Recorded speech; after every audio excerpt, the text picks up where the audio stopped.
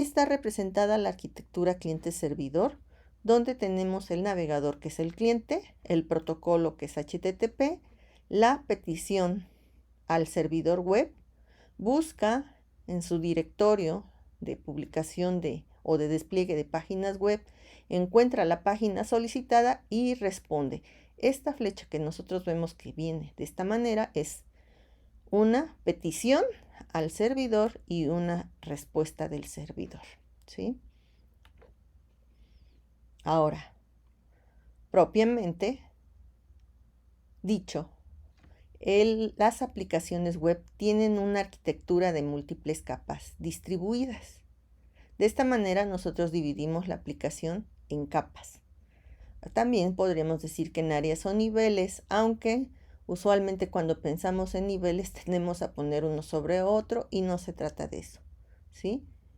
Nosotros podemos utilizar términos como cliente para las capas, ¿sí? Cliente, servidor web o servidor de aplicaciones web y servidor de datos. O podremos decir 3 capas donde son cliente, capa web y capa de datos, ¿sí? O podemos utilizar los términos como capa de presentación, donde se genera la interfaz de usuario, donde está el navegador, que es el cliente web, y se ven las vistas, que son las páginas web. Capa de negocios, donde está la lógica del proceso de negocios y donde se realiza el procesamiento para atender peticiones del usuario, las peticiones del cliente. Y la capa de administración de datos, que es la que hace persistente la información. Puede suministrar también información para el nivel de negocio, ¿sí? Así tenemos el modelo de 3 capas, donde tenemos el cliente, la capa web y la capa de datos, ¿sí? En la capa cliente tenemos el navegador, en la capa web tenemos los procesos de negocios y en la capa de datos tenemos el servidor de base de datos. Ahora, esta es otra representación de la arquitectura de las aplicaciones web.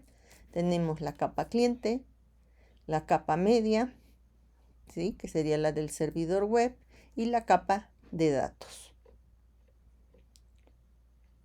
Otra manera de representarlo es, tenemos vista, controlador y modelo.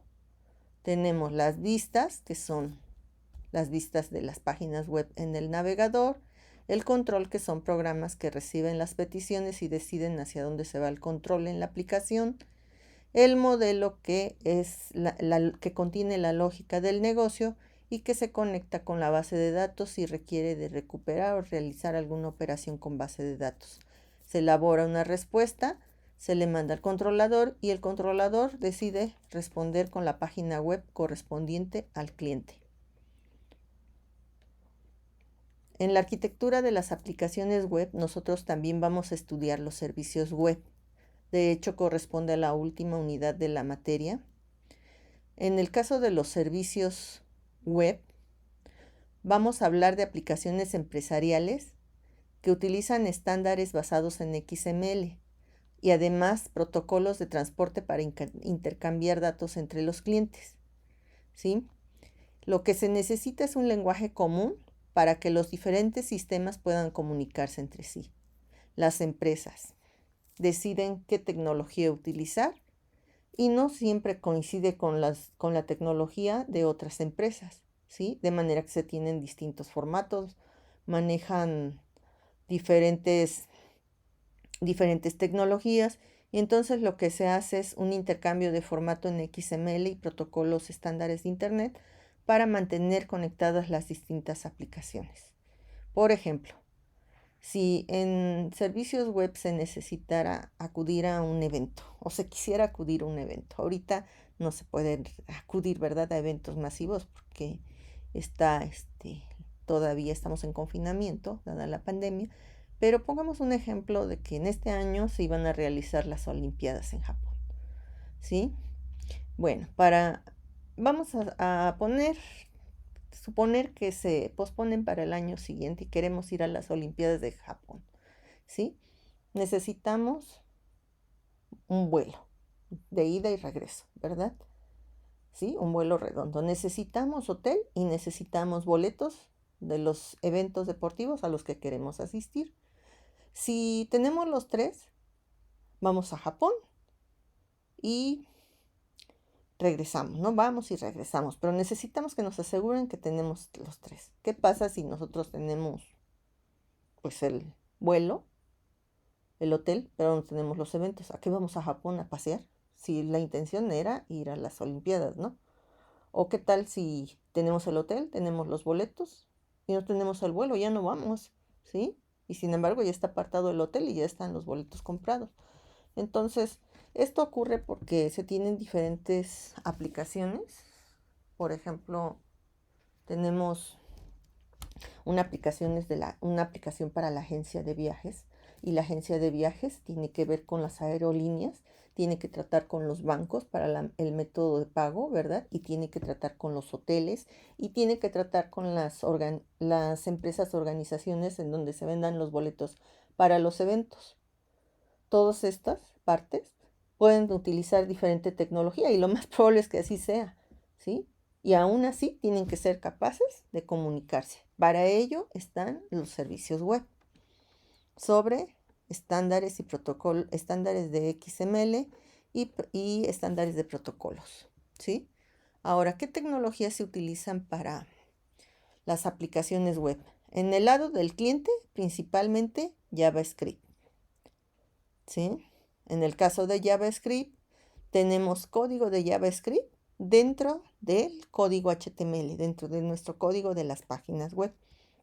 Se descarga en el cliente lo ejecuta y muestra el resultado en la página web al usuario, ¿sí? ¿Qué tecnologías tenemos para las aplicaciones web del lado del servidor? Varias tecnologías, la que nos interesa a nosotros, PHP, ¿sí?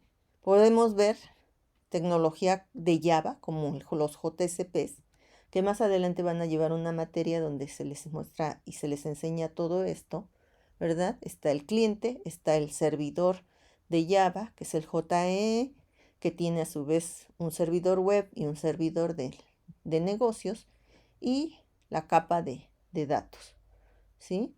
Pero la que nos interesa por ahora es la de PHP, la que está representada en esta parte y que les expliqué en una de las clases iniciales, donde tenemos el cliente web, el cual hace una petición de una página web, recuerden las flechas rojas, una página web sin PHP, ¿sí? Y el cliente web le hace la petición al servidor web y el servidor web ubica la página web, ¿sí? Por ejemplo, le solicita index.html. Entonces el servidor web busca entre sus páginas web index.html, la encuentra y se la retorna, ¿sí? Es decir, petición, respuesta sobre HTTP de la página index.html. Eso sin PHP. Pero ahora una petición con PHP. Le pide index.php el cliente. Viene la petición, le pide index.php.